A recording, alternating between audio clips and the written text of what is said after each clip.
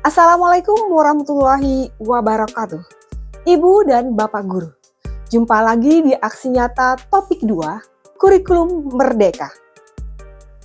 Bersama saya, Siti Nurhasanah dari SMA Negeri 1 Tanta, Kabupaten Tabalong, Kalimantan Selatan. Kali ini saya akan berbagi aksi nyata tentang pemahaman mengapa kurikulum perlu berubah.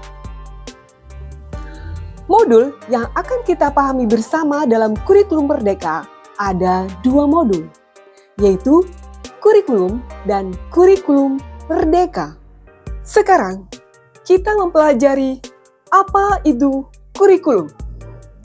Kurikulum merupakan panduan pembelajaran pada suatu pendidikan di mana dapat dimaknai sebagai titik awal sampai akhir dari pengalaman belajar peserta didik. Kurikulum itu kompleks dan multidimensi. Kurikulum dapat diibaratkan sebagai jantungnya pendidikan. Komponen-komponen kurikulum menurut Ralph Taylor. Yang pertama, menentukan tujuan. Yang kedua, menentukan konten.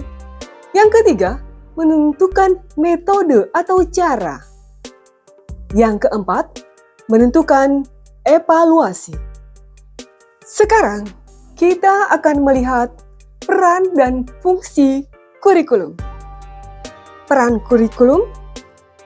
Kurikulum merupakan salah satu komponen yang penting dalam sistem pendidikan nasional. Kurikulum sebagai pedoman acuan kita dalam pembelajaran.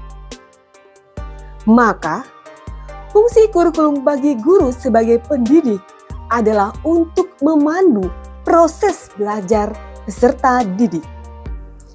Mengapa kurikulum perlu berubah? Kurikulum memang perlu berubah. Mengapa? Kurikulum harus selalu berubah agar sesuai dengan perkembangan zaman.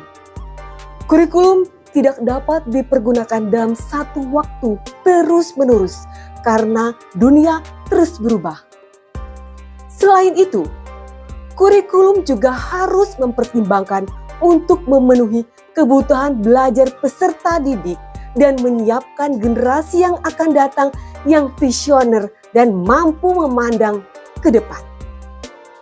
Kurikulum yang baik adalah kurikulum yang sesuai dengan zamannya, terus dikembangkan dan diadopsi sesuai dengan konteks dan karakteristik peserta didik demi membangun kompetensi sesuai dengan kebutuhan mereka saat ini dan masa yang akan datang.